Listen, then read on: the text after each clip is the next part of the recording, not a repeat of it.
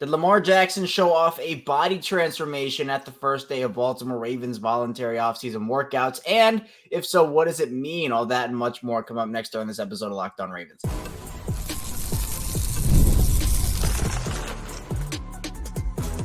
You are Locked On Ravens, your daily Baltimore Ravens podcast. Part of the Locked On Podcast Network, your team every day. Welcome into another edition of Locked On Ravens, your daily Baltimore Ravens podcast. I'm your host, Kevin Ostreicher of Ravens Wire, coming to you from the Locked On Podcast Network, your team every single day. Thanks so much, as always, for tuning in today and making Locked On Ravens your first listen each and every day. We're free and available on all podcasting platforms. That includes in video form on YouTube, where you can like the video, subscribe to the channel. Also in audio form, if you're an Apple Podcast listener, a Spotify listener, the whole nine yards, you can follow along wherever you get your favorite podcasts. We're 5 days a week of Ravens content, Monday through Friday, plus bonus episodes, live streams. So tell a friend, tell a family member, we have them covered with daily Ravens coverage. Today's episode of Locked On Ravens is brought to you by GameTime. Download the GameTime app, create an account, use code LOCKEDONNFL for $20 off your first purchase. Single-digit days away from the 2024 NFL Draft, 9 days away. Again, I say it almost every episode now. It really did sneak up on us. I know there hasn't been a ton of Ravens news recently, but still, it doesn't feel like the draft is all that close. But here we are. We also have the new intro music, which, again, we had the same intro for almost 5 years. Since the day I started, I've had the same intro. So moving into a new era of Locked On Ravens, and the graphics team, everybody did a great job for the show on our network to get that up and running. So really appreciate that. We have a lot to talk about today. The Ravens kicked off their voluntary offseason workouts yesterday, and there is a lot to talk about with that. Now, a lot of just videos, Ravens content, good to see guys back in the building, but something that took, I think, Ravens Twitter by storm and Ravens social media, honestly, by storm, is the Lamar Jackson, quote-unquote, body transformation. I put the tweet out comparing essentially almost 2 years ago for Lamar. And we'll talk about it a little bit about if we actually saw a body transformation. But it does bring up just the point in general of what does it all mean and how would it be if Lamar were to drop some of the weight that he's gained in muscle over the past couple of seasons. So we're going to talk about all of that because even if, look, we're in April right now.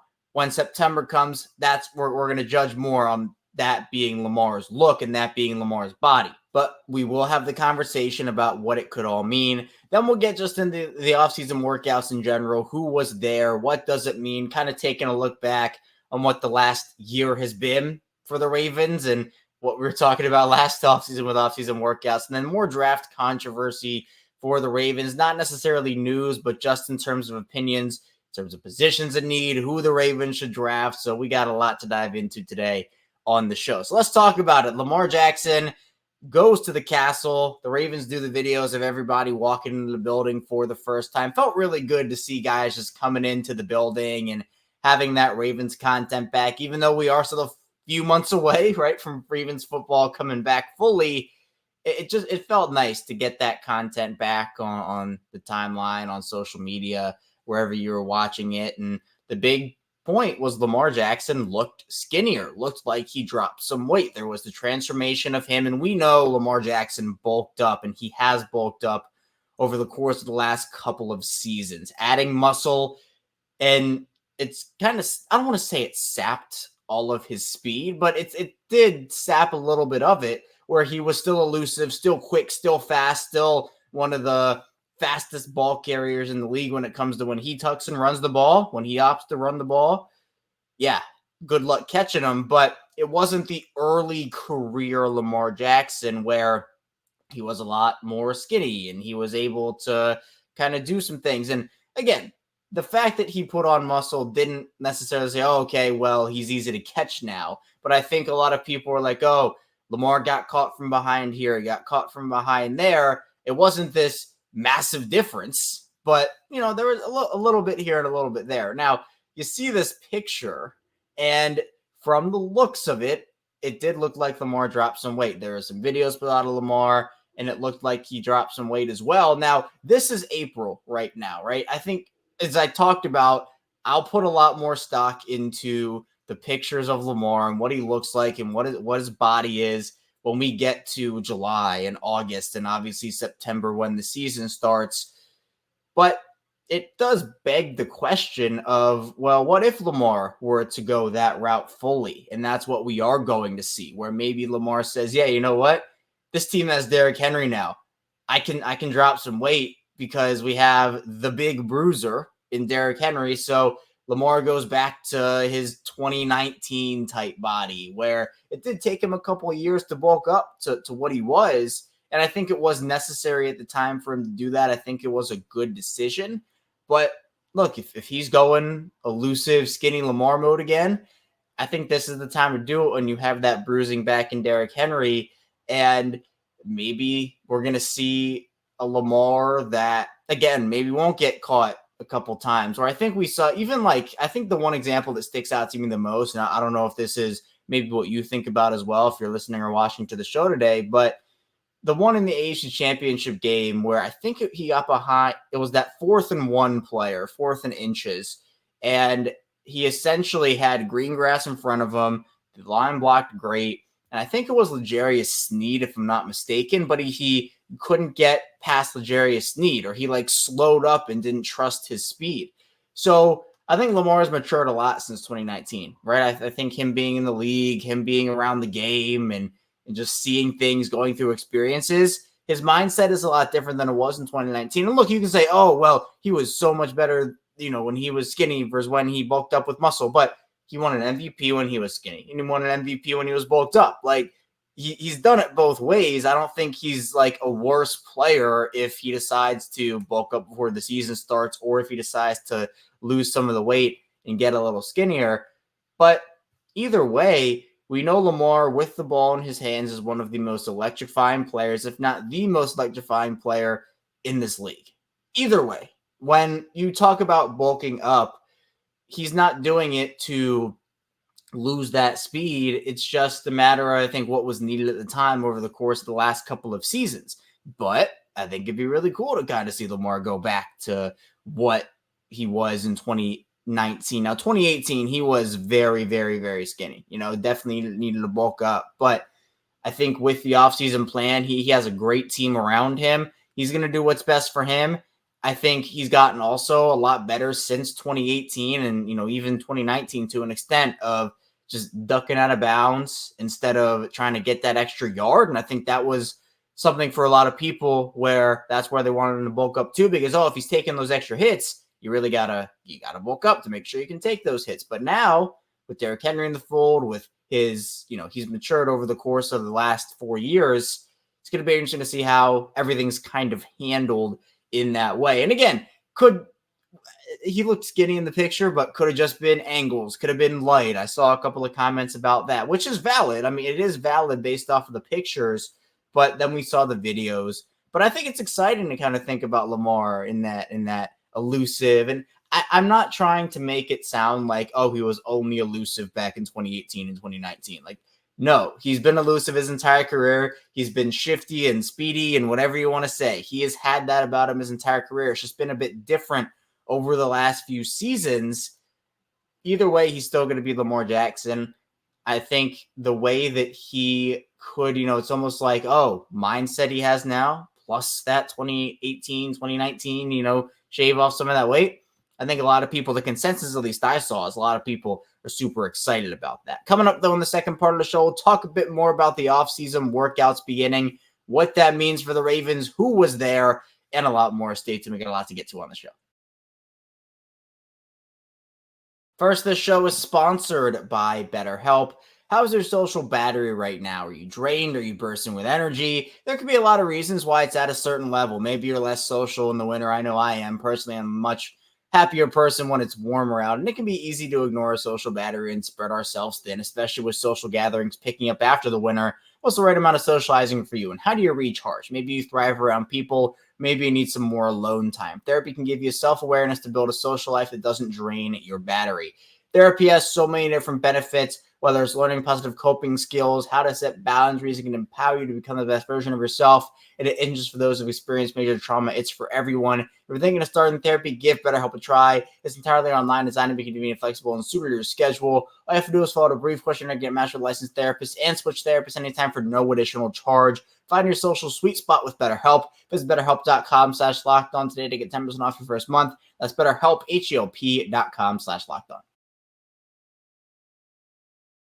We're back, our second segment of Locked On Ravens. Kevin Ostreicher still talking with you here on this Taco Tuesday, and really appreciate everybody tuning in today and making Locked On Ravens your first listen each and every day. Be sure to subscribe both in video form and audio form. Wherever you prefer to listen, you can watch one day, listen another. So if you may be driving into work, you can listen to the show, and then maybe if you're relaxing at home one day, you can watch it on YouTube. Now, in terms of off-season workouts beginning, voluntary off-season workouts, it just feels refreshing to not have any of the contract drama going on this year. Obviously, last year was a lot of Lamar Jackson talk, him not showing up to voluntary OTAs and voluntary workouts, excuse me. But at this point, you're past that if you're the Ravens. You now can just relax. You have Lamar under contract. It was a really just grueling offseason in terms of covering that for a lot of people and just dealing with it for a lot of people. But, you see Lamar Jackson smiling. He's happy. He's bouncing around, excited to be back at the facility. Now, Derrick Henry, though, I think he was, we talked about Lamar and the whole body transformation. I think that caught social media in a storm. But it was really Derrick Henry that a lot of people were super, super excited about, looking massive. I mean, what do you expect? He's looked massive his whole career. He is massive. But him coming into the building, workout videos from Derrick Henry, which if you keep up with, how Derrick Henry does his workouts on social media in the offseason, he does crazy workouts. Now, these looked a lot more, I guess, regulated in terms of the types of things he was doing. He was bouncing around, having a good time. Was happy to be back, it looked like. Also, just embracing the city a little bit. So that was nice to see, as well as Zay Flowers skipping into work. So that was fun. And I think the message being sent here, you see in the video the Ravens posted on social media, Michael Pierce being there, David Ajabo being there. Right? There were so many. I mean, Isaiah Likely, Charlie Kohler, just inspecting the video. And there were a lot more as well. But with Lamar, Derrick Henry, Zay Flowers, not everybody's going to show up to these things, right? You're never going to get, for the most part, I mean, I guess it can happen, but you're really never going to get 100% full attendance this early in the offseason. But with Lamar showing up and Derrick Henry and Zay Flowers, that sends a message, right? Lamar didn't have to show up. We saw, but a lot of different people when it comes to contracts, Justin Jefferson not showing up, CeeDee Lamb not showing up. And we obviously, went through that in Baltimore last offseason, as I talked about with Lamar. But now that that's over with, the leaders are sending a message that, hey, we're going to be here. We're going to be working. And the Super Bowl is something that we want. We're going to put in the work. We're going to come to Baltimore, come to the facility when we can, get that chemistry going. And again, I'm not knocking anybody who doesn't show up. Obviously, they're voluntary, and that means optional. So if you don't show up, you have that right to not show up. I'm not knocking any of the players who did not show up for these workouts, but it does feel nice to have some of the leaders come into the building and essentially set that tone. And the Ravens have opportunities. They're going to have opportunities all offseason to get better. We've seen videos of players working out, right? We saw Zay Flowers, Rashad Bateman. There have been plenty more. But I think it's so valuable to have that time at the facility with the coaches, especially to get things going and start on that Super Bowl journey. So it was nice to see a lot of things going on back at the castle and having football content back on the timeline. All that felt good. And it's going to be interesting to see over the course of the offseason how things progress, just because of the fact that, yeah, you can not show up to this, but just because guys aren't showing up doesn't mean they're not putting in the work on their own. Guys have teams of, strength coaches and other positional, everybody has a team of guys that they work with in the offseason. So if they're not in Baltimore, they're certainly working with their other guys, working to get better. It's not like they're just, sitting around and doing nothing. Obviously, this is the offseason. This is the time for the players to kind of enjoy things, but that doesn't mean that, okay, when the season ends, they're just not doing anything until they show up, right? Obviously, they're getting better. And it's cool, though, just to see Lamar show up and Derrick Henry show up. I mean, he didn't have to, right? A lot of veterans choose to just skip these types of things and not show up.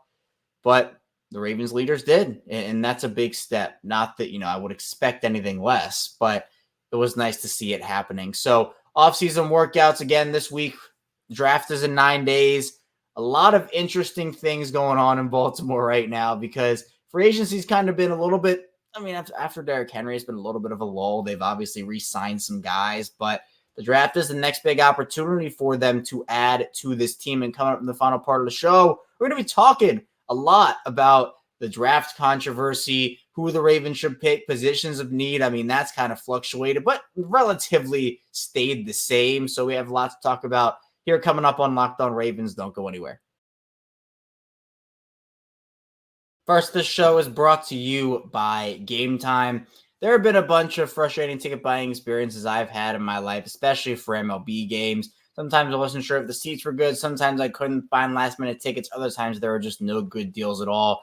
GameTime is an unauthorized ticket marketplace in Major League Baseball, which makes getting tickets even faster and easier. Prices on the GameTime app actually go down the closer it gets to first pitch with killer last-minute deals. All-in prices, views from your seat, and their lowest price guarantee. GameTime takes the guesswork out of buying MLB tickets.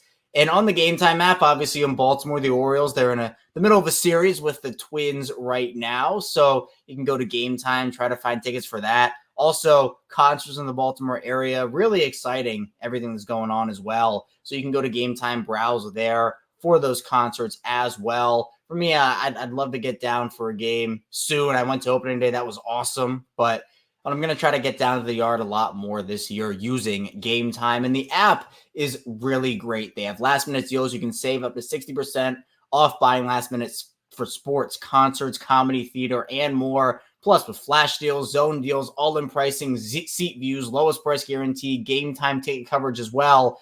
They have so many perks. It's easy to find and buy MLB tickets and for every kind of event in your area as well. Take the guesswork out of buying tickets with GameTime. Down the GameTime app, create an account, use code LOCKEDONNFL for $20 off your first purchase. Terms apply. Again, create an account, redeem code LOCKEDONNFL, spell LOCKEDONNFL for $20 off. Download the GameTime app today. That's minute tickets, lowest price guaranteed.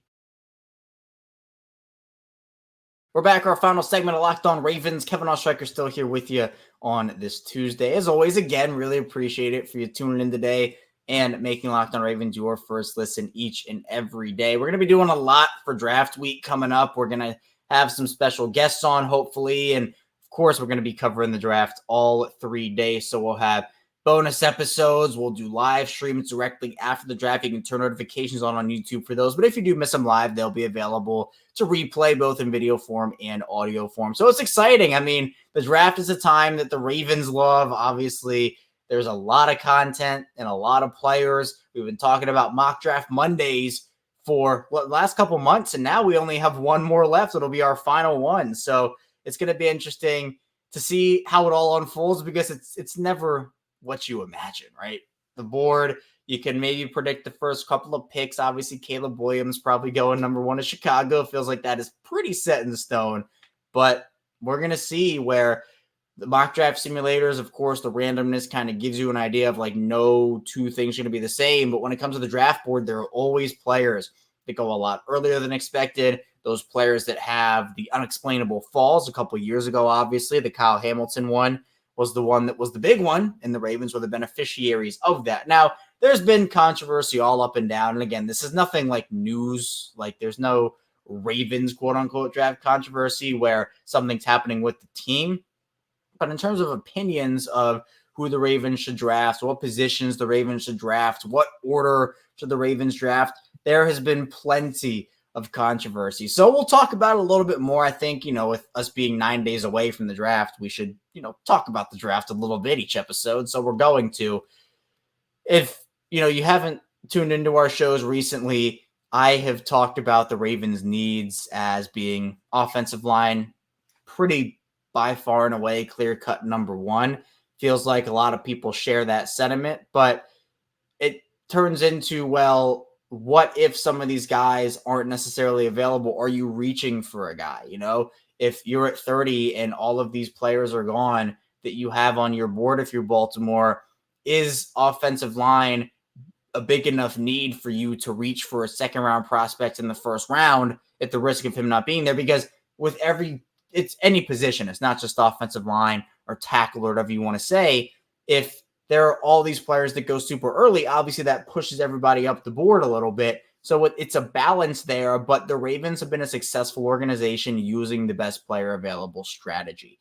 And that is something that I personally value a lot, because I don't necessarily, if I'm thinking about how I would want to run a team, I wouldn't want to reach for a guy that is on my board 1 or 2 rounds earlier than expected. I think that if they have enough of one position where they can say, yeah, we can get 2 or 3 guys at 62 and we don't have to reach from 30, you can go best player available or just take another need. Offensive line is not the only need for this team. Wide receiver is a need. Cornerback is a need. Edge is a need. Those are kind of the big 4 when you throw offensive line in that conversation too. But it's a good year to need an offensive lineman. We've talked about that extensively on this show. Good year to need a wide receiver. I think all 3 days they're a quality. You have the big 3, they're going to go far before the Ravens pick. And if there's a fall, I mean, look, it's not going to be a 30. They'd have to trade up, which is a whole other conversation. But we could also talk about, should you go double dipping in offensive line? Should you take 2 corners or 2 wide receivers? I think the Ravens probably is going to be 1 wide receiver, 2 to 3 offensive linemen, 1 to 2 edge guys, and 1, maybe 2 corners, depending on maybe versatility or whatnot. So it's going to be really, I mean, the Ravens, they have their strategy every year.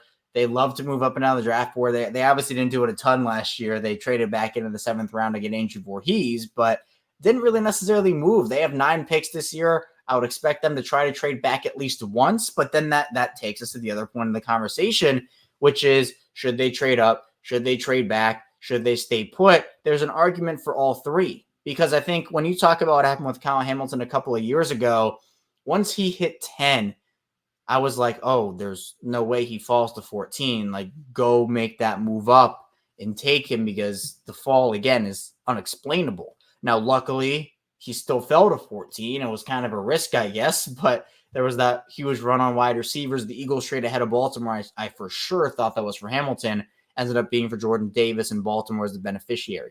Now, if there's a player like that who falls, or there's a guy who maybe is supposed to go at 15 to 18, he falls to like 25, I think you do make that move up. You try to take advantage, because I think Baltimore can trade up for a guy like that, and then they can move back with another pick as well to get that draft capital back potentially. But I would probably say the more likely scenario is them trading back from 30. We talked about that scenario yesterday in terms of maybe getting extra 2025 draft capital, or adding another top 100 pick or close to top 100 pick, and only moving back 2, 3, 4, 5 spots, depending on how you value the 5th-year option, and a lot of different other factors as well.